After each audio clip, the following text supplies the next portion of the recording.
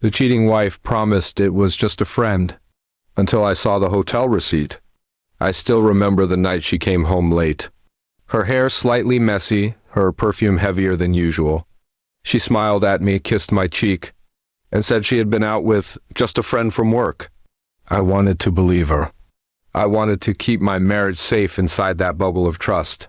But something about the way her eyes shifted made a knot form in my stomach. For days after, I kept hearing the same words echo in my head, just a friend. She was colder with me at home. Her phone never left her side, and she suddenly had endless late-night meetings. I tried to ignore it, telling myself I was overthinking, that I shouldn't let paranoia eat me alive.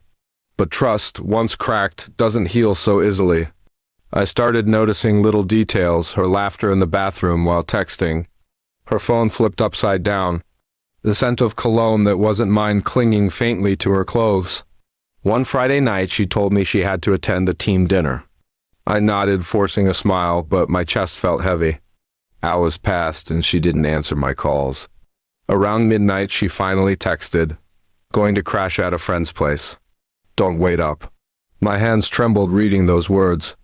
That night, I barely slept, staring at the ceiling, feeling like my whole world was slowly slipping through my fingers. The next morning, she walked in casually with a coffee in her hand, as if nothing had happened. I asked her where she'd been. She replied smoothly, "At Sarah's, we were talking about work, then I fell asleep." She looked me straight in the eyes, daring me to question her honesty. I swallowed my doubts and nodded, but inside, the seed of suspicion had grown into something I could no longer ignore. A week later, the universe handed me the proof I needed. She had left her handbag on the counter while taking a shower. I never intended to snoop, but when I reached for my car keys, a folded receipt slipped out of her purse. My hands froze. The paper was from a hotel downtown, time-stamped exactly on the night she had claimed to be at Sarah's. 2 dinners, 2 drinks, 1 room, paid in cash. The room number was written clearly at the bottom. My blood ran cold. My wife, the woman who promised me loyalty, had spent the night with someone else. I sat on the kitchen stool, staring at that receipt for what felt like hours. A part of me wanted to tear it up, pretend I had never seen it, keep living in denial.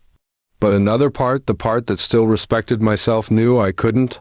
When she came out of the shower humming to herself, I placed the receipt on the table. Her eyes widened instantly.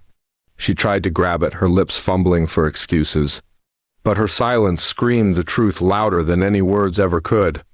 "It was just a friend," she muttered weakly, but the tremor in her voice betrayed her.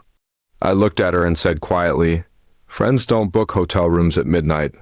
She broke down, admitting it wasn't the first time. She said it started as just drinks after work, but soon turned into something more. She claimed she was confused, that she still loved me, that it meant nothing. Hearing those words shattered me more than the betrayal itself. How could the person I built my life with casually destroy the foundation of everything we had? The following days were a blur of anger, silence, and tears. I didn't yell. I didn't throw things. I just sat in the numb realization that my marriage was built on lies. She begged me to forgive her, promising she would cut him off, swearing it was over. But every time she spoke, all I could see was that hotel receipt, proof of a night I could never erase from my memory. I began to replay our past birthdays, anniversaries, even our wedding vows. They all felt tainted now, rewritten by the knowledge that she had chosen someone else, even for a moment. I thought about the times I had trusted her blindly, the times I defended her when friends hinted something was off. I realized that the betrayal wasn't just in the act, it was in every lie she told to cover it up. Eventually, I packed a bag and left. It wasn't an angry storming out. It was a quiet, heavy walk away from a house that no longer felt like home. She cried, begged, and clung to me at the door, but I gently pulled her hands away. "Love without loyalty is nothing," I whispered and stepped outside. Even now, I wonder if I could have done something differently. Maybe if I had noticed sooner. Maybe if I had asked harder questions. Maybe if I had been more present. But deep down, I know the truth, her choice was hers alone. The hotel receipt wasn't just paper. It was the death certificate of our marriage. And so, the woman who once promised me, forever became the woman who taught me what betrayal really feels like. I walked away not just from her, but from the illusion I had been living in. Sometimes, the harshest truths come printed on the smallest pieces of paper,